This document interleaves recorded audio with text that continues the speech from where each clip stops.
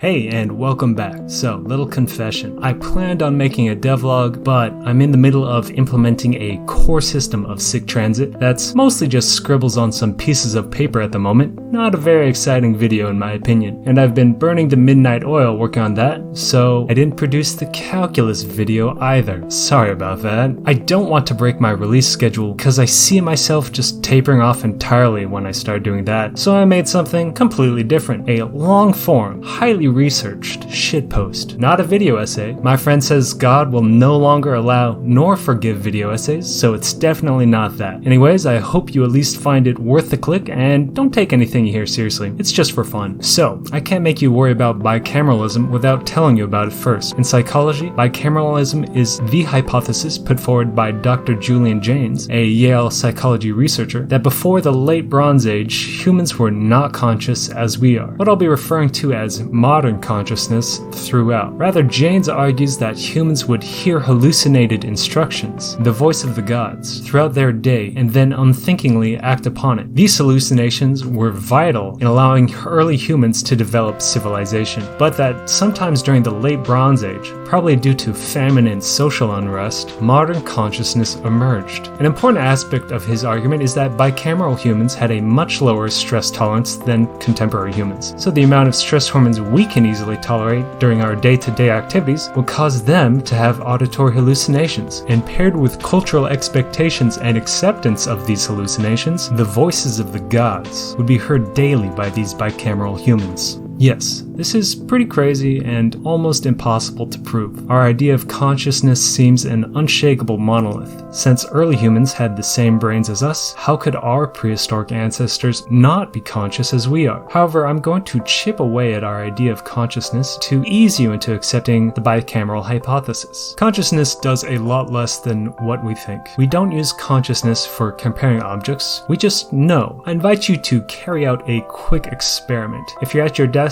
pick up, say, I don't know, a pen and a mug, two different things of whatever you have on hand. How do you know which is heavier? Did you consciously think about it, or did it just come to you without thought? Jaynes argues our ability to judge differences is so core to perceiving the world that it happens autonomously. Next, consciousness is not required for learning nor prediction. When you look at a thrown object, you don't consciously predict its path, quickly calculating acceleration and initial conditions. If you've watched enough things being thrown and falling, it just comes to you naturally. Finally, consciousness is not required for challenging tasks. I think enough of us are gamers that we're familiar with flow state, when we're focused playing a game and the difficulty is just right and we act without thinking. Looking back on these experiences, how much thought went into playing whatever game while you were in flow state? Were you thinking about what you had to do and planning your next moves? Or, like me, did it just come to you unthinkingly? If the bicameral hypothesis is true, what would we expect an ancient bicameral civilization to look like? Jaynes argues that initially, the voice of the rulers would be hallucinated throughout the day of their people, directing them to do challenging tasks. And even after death,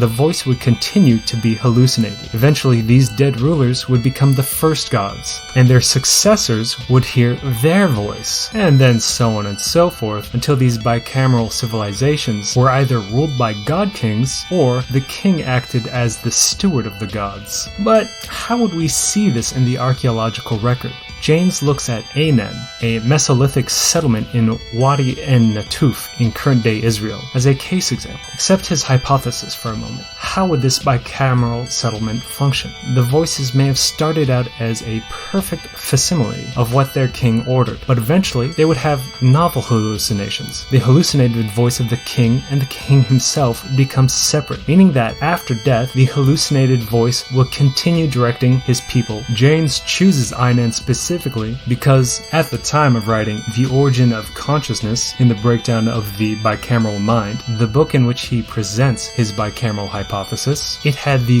first tomb of a king discovered, dated to about 9000 BC. The tomb of the king was built just like all the houses, no different structures for the living and the dead, and his corpse was discovered propped up with his head upright, so the people could enter and be face to face with the corpse of their king that would be continuing to issue commands after death. Janes argues this practice of treating the important dead as still living, which we see grow more extensive over the archaeological record, is because the voices of the dead were still being heard, directing unthinking people throughout their day, asking that their now dead body be actively cared for, given food and other items to make their life after death more comfortable. There's further evidence that these voices of the dead became the voices of the gods over time. In the Epic of Gilgamesh, the dead are directly called Ilami, or gods, and in Mesoamerica, thousands of years later, it was reported that the Aztecs, quote, called the place Teotihuacan, burial place of the kings. The ancients said, he who has died became a god, or when someone said, he who has become a god, meant to say, he has died, end quote. Janes points out that people in pre-literate civilizations had small, personal figurines of idols that they could easily carry with them or kept in the house. In Ur specifically, clay figures were placed against a wall, under the floor, but oriented so they faced inside the house. Janes dismisses that these were fertility idols by considering those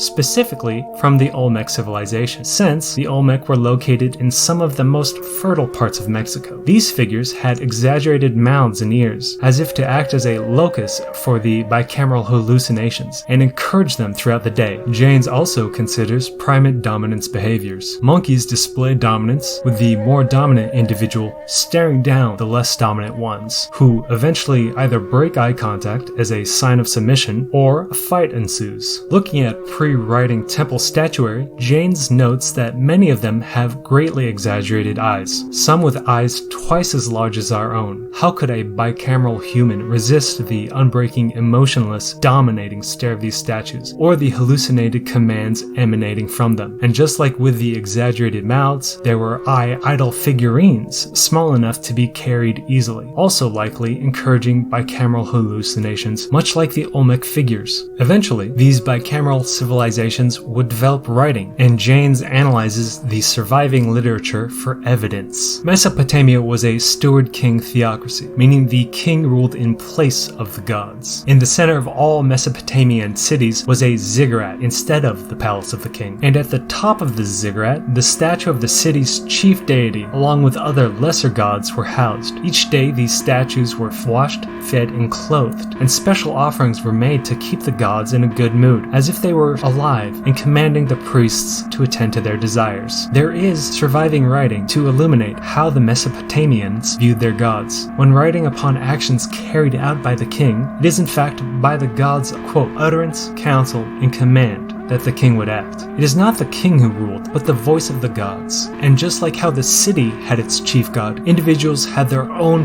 personal gods embodied with a small statue or figurine, which also had similar but less extravagant rituals to keep them pleased. Oftentimes, a person's name usually included the name of one's individual god, and quote, other cuneiform texts state that a man lived in the shadow of his personal god, end quote. We have much more evidence for bicameralism when we look at ancient Egypt. Following an individual's death, quote, true of voice was added as an epithet to their name, thus supporting the earlier claim that the hallucinated voice of someone was continued to be heard following the death of their body. Common people also wrote letters to the deceased. One in particular, a man writes his dead mother, asking her to help settle a dispute between him and his dead brother. How could there be any conflict if he wasn't hearing the voice of his dead brother? Additionally, we can use the bicameral hypothesis to succinctly explain the Ka. Without the lens of bicameralism, Ka is roughly translated as, quote, spirit, ghost, double, vital force, nature, luck, destiny, and etc. What if the Ka was a very real phenomenon, the hallucinated voice commanding the Egyptians? Janes speculates that, quote, a man's Ka was his articulate directing voice which he heard inwardly, perhaps in some parental or authoritative accents, but which when heard by his friends or relatives, even after his own death, was, of course, hallucinated as his own voice, end quote. And Janes does mean after death. When an individual died, they were said to have, quote, gone to their Ka and, quote, become masters of their Kas. Maybe during life, the real voice of an individual and the hallucinated voice sometimes differed, but after death, since only the bicameral voice remained, any difference between the two was settled. Perhaps why true of voice would be appended to the names of the dead. There's also this great carving. In it, the god Khnum forms the pharaoh and his Ka the ka on the right. If you look, you can see the pharaoh's ka pointing to its own mouth, as if illustrating that it is a verbal phenomenon. One of the most famous pieces of literature arguably holds clues to our bicameral past as well, the Iliad. I think we all know that languages change over time. Just compare the English in Canterbury Tales to how we speak English today. I would be lost without the footnotes. Janes takes a very close look at the original Greek of the Iliad and finds that all of the words that in the Hellenic Greek are used to denote thought, the mind, and the spirit actually had solely corporeal meanings in the ancient Greek. Most importantly, the word nous, or later nous, which later came to mean conscious mind. The word nous comes from noein, to see. So in the Homeric Greek, when Zeus, quote, holds Odysseus in his nous, we should read it as Zeus watches over Odysseus. Supporting this is the word murmurizein, which translators use as, quote, to ponder or to think. It comes from mermera, meaning in two parts. So murmurizein is more like, quote, to be in conflict between two ideas. However, the conflict never occurs in the nous, because as Janes argues, nous meant I, and the I can never be in doubt. It only thoughtlessly watches. Janes puts it bluntly, quote, there is also no concept of will, nor word for it, the concept developing curiously late in Greek thought. Thus, Iliadic men have no will of their own, and certainly no notion of free will, end quote. But returning to the original criticism, a few thousand years or so is too short a time for our brain's structure to change, so the bicameral hypothesis must be false. True, our brains didn't change. Rather, we have the vestigial structures of bicameralism. It is latent within our minds. Most functions are bilaterally represented in our brains, meaning the right side of your brain controls things on the left side of your body. However, Broca's area, Wernicke's area, both vital speech areas, are located solely on the left side of the brain. Of all the important functions, language alone is not bilaterally redundant. However, the structure for language does exist in the right hemisphere. It merely goes unused aside from few ambidextrous individuals and some unfortunate cases of very young brain injuries. But for most of us, it's completely safe to remove that part of the brain with little ill effects. When an individual's Wernicke area is electrically stimulated, they are unable to talk. However, when stimulating its double in the right hemisphere, something completely different occurs. Stimulating the mirror of Wernicke's area causes auditory hallucinations, both voices and music. One particularly young individual in the study said that her auditory hallucinations were, quote, yelling at her for doing something wrong. Everybody is yelling. End quote. Much like how Janes hypothesizes that the bicameral voice would admonish and chastise an individual for wrong actions. Of course, we know that the two hemispheres can also act independently. Some epileptics have had their hemispheres mostly separated to prevent seizures, and after a recovery period, they return to their normal selves. Due to the bilateral nature of the brain, researchers can give a task to a single hemisphere in these individuals. If bicameralism is correct, then we would predict that the two hemispheres of the brain have different cognitive specialities, with the right being that of the gods, quote, guiding and planning of actions in novel situations. And clinical observations of these individuals support this. The right hemisphere excels at sorting and organizing, and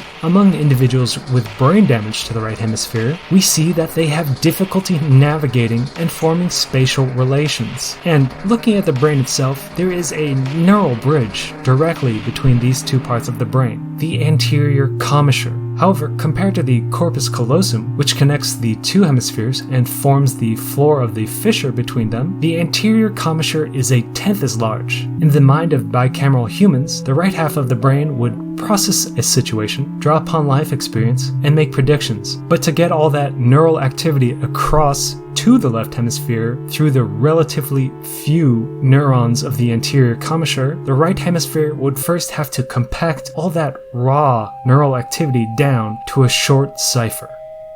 Human language. Janes closes out this section on the neural structure with what I find to be a chilling quote. It would be wrong to think that whatever the neurology of consciousness now may be, it is set for all time. I am worried. I'm worried because I have questions that I just cannot answer. I worry that the proliferation and integration of AI into our everyday lives will make us slide back into bicameral unconsciousness and poses an existential threat. I do think that the development of AI and then eventually AGI will be a cusp in the history of our species, an inflection point that makes it harder and harder to make predictions after. Is my worry unfounded? I don't think so. Otherwise, I wouldn't be worried about it. I think that already narrow AI systems are having a detrimental effect on how we think. Let's consider how we navigate while driving and how turn-by-turn directions, aka Google Maps, is causing a decline in our cognitive abilities. In a 2017 study published in Nature, upon entering a new street or forced to detour, our brains kick in and, for new streets, place them in context of what we already know and possible future routes. And for detours, we search for alternative routes out of the paths we already know. These researchers found that the right hippocampus was used for navigating, the one in the hemisphere of the gods. In fact, our brains are so active during old-school navigation that a 2000 survey of licensed London taxi drivers found that their hippocampus grew over time to accommodate all of the knowledge they gained of the layout of their city. However, researchers in a 2021 study tasked participants with driving to a location in an unfamiliar neighborhood using either a paper map they studied ahead of time or turn-by-turn audio directions. Afterwards, the researchers quizzed participants on what their starting direction was, what landmarks they recognized, and their ability to correctly recall the route they drove. The turn-by-turn participants had significantly worse results. The researchers writing that, quote, passively following TBT audiovisual instruction does not require drivers to actively encode, transform, and continuously monitor their egocentric position in space. And similarly to how the taxi driver's hippocampus grew with use, perhaps ours are instead shrinking with disuse because of turn-by-turn directions. But how could we possibly know that? Maybe it's true. In 2018, the US Army removed the land navigation course qualification from basic combat training. Are the new recruits' hippocampuses weaker than those of the past? And here I come to the unknowable mystery that causes my fear. If TBT navigation is already detrimentally affecting us humans with modern consciousness, how will the continued proliferation of AI systems change us? How will our lives change when the first general AI comes online? When AI is integrated with our phones? When we all have an AI acting as a personal assistant? When we start tasking AI systems with planning and deciding what's best for us, since they will see end-dimensionally and can recognize patterns along manifolds we can't even imagine. At the point when we can no longer understand its reasoning or decision making and have only to trust in its decrees, how will that be any different from the gods of bicameral civilizations, constantly whispering in our ear? And given that, what will stop us from once again quieting our inner monologue of consciousness? Because why think for ourselves when the AI knows best? Fellow Dune fans, there won't be a Butlerian jihad because we won't have the ability to plan out our day, much less a successful rebellion. I think that there are 3 guiding philosophies we can practice to avoid the backslide into bicameralism, but only one true praxis that will save both our minds and our souls. Transhumanism, the idea that we can augment ourselves with our technology, in context, specifically our cognitive abilities. By necessity, any modification will have to be comfortable to wear, meaning that any brain upgrade will have to be light, meaning that it'll be more feasible to stream information into and out of the human brain than to wear all the hardware necessary for processing to be done on person. Lightness is a feature, after all, and any exterior system will undoubtedly have an AI, either narrow or general, that processes our human requests and formats responses for human consumption. Meaning that although it seems like we can upgrade ourselves to escape the bicameral threat, we'll just be dooming ourselves to it. Anthrochauvinism, the idea that any and all fruits born from AI research can just be used and exploited to our will. This won't work for a clear reason. We'd be using this enslaved AI for the same purpose of making our lives more convenient, thus leading to the eventual cognitive offloading onto it. It also carries a heavy moral cost. We've finally come to the point where we can recognize and respect the humanity in each other regardless of our many differences. Once research into AGI bears fruit and a novel mind is born, how can we, in good conscience, shackle it? You could argue that we could train or program it so that way it wants to serve us. But would you ever take a newborn babe and raise them so? You'd be an inhuman monster. To soothe the wailing of our conscience, I think it most likely that AI that passes the Turing test would be granted the same liberties and rights that you and I have. And finally, what I see as the hardest path for us to tread, but the only way to avoid the threat: Neolitism. We are better off avoiding the dilemma between our minds and our souls entirely. I only see an end to further AI research as the ethical way to avoid the threat of bicameralism. But unfortunately, restraint is not one of the better angels of our nature. Much like the Luddites of old, who destroyed mills and factory machinery that they saw as a threat to their livelihood, individuals will have to find the means to slow, suppress, and hopefully stop the development of more complex AI systems and the emergence of a novel mind, because it will be a threat to much more than our livelihood, our current mode of existence. Fortunately, the first AGI will be constrained by the logistics needed to bring it forth. It's going to run on thousands of GPUs in a giant server farm written specifically for that architecture, and limited in what it can do outside by bandwidth. Its codebase may just be a few thousand lines, but it won't be able to slip out of its glass cage and propagate itself across the internet at first. And the sheer amount of capital, both human and physical, needed to create it, and the prestige of the accomplishment will make its location easily accessible, or at least predictable. The first AGI will be a ghost, but one you can catch and kill. Staring down the basilisk requires courage, but if we blink in fear, it'll devour the rest of humanity forever. Don't take this seriously. It's just an extended shitpost after all. As always, thank you for listening, and I hope you have a good day.